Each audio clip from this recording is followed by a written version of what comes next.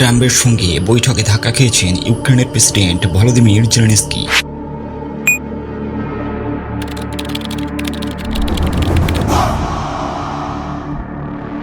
তবে একদিনের মধ্যেই তার মুখে হাসি ফুটল। আবার ইউক্রেনকে $280 কোটি ভারতীয় মুদ্রা প্রায় 24,400 কোটির বেশি টাকা ঋণ দিল Britain.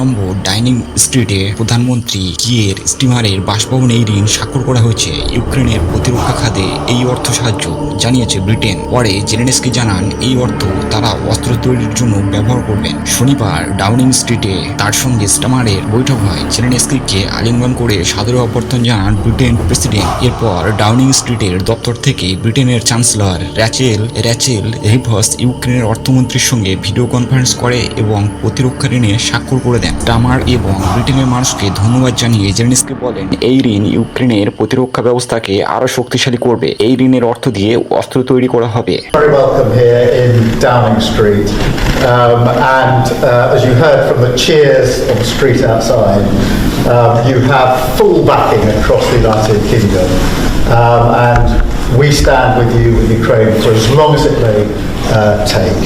And I hope you've heard some of that cheering in the street. That is the people of the United Kingdom coming out to demonstrate how much they support you, how much they support Ukraine, and our absolute determination to stand with you, unwavering determination, and to achieve what we both want to achieve, which is a lasting peace for Ukraine based on sovereignty and security.